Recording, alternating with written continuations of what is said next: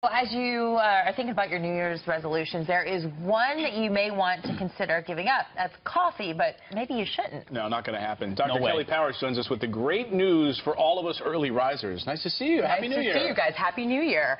So, coffee, a great thing. You know I've what? been saying it for years. I have too, and according to many studies, not just one, that is what they're saying. Specifically, let's start with diabetes. So there are 28 combined studies, 3 of which came out of Harvard University, which are large cohort studies, analyzing about 1 million people, and they showed that there's an inverse correlation between drinking about 3 cups of coffee a day, not 1, but 3, decreasing your chances of getting diabetes, type 2 diabetes. Why? Specifically. Reason is chlorogenic acid. Chlorogenic acid is going to increase metabolism of glucose and increase insulin sensitivity.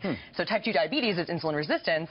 This is going to help out. Very good. Drinking coffee can protect us from liver cancer too? That's true. That's true. So it shows a 14% reduction, according to various studies, from something called calfstol. Calfstol is going to decrease liver toxins in your liver and thus prevent carcinogens from forming. So this was the subject I looked forward to the most this morning, validating my coffee addiction. But especially for men, it sounds like it also would prevent prostate cancer? Correct. So according to a meta-analysis, which is a fairly large study of over 500,000 men, it showed that there was a decreased correlation, again, between drinking daily cups of coffee and decreased prostate cancer. They even upped the ante if you had more than 2 cups a day to about 12 or 13% reduction in prostate cancer. And that's from antioxidants and, again, the chlorogenic acid. Hopefully 8 cups makes you bulletproof. Right, you think so. That's about where I'm Probably at. just start shaking. But, yeah. Well, that's why I'm so surprised that with your next point about Parkinson's disease, how does it, you say it helps prevent that? Right, and you know what's funny? It is kind of, it's counterintuitive, but it's the caffeine in coffee that helps with Parkinson's disease. And that's because it is going to block the adenosine receptors in the brain, which will then thus increase dopamine.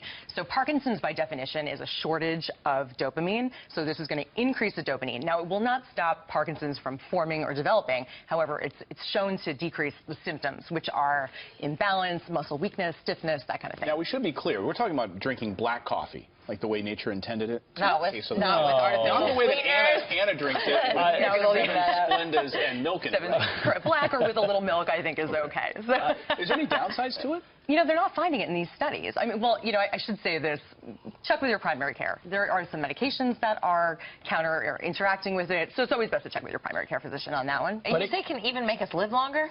Correct. So it can prevent premature death, as of all the reasons we just suggested, but also there are studies that show that there's a decrease in heart disease and chronic respiratory disease, influenza, and pneumonia.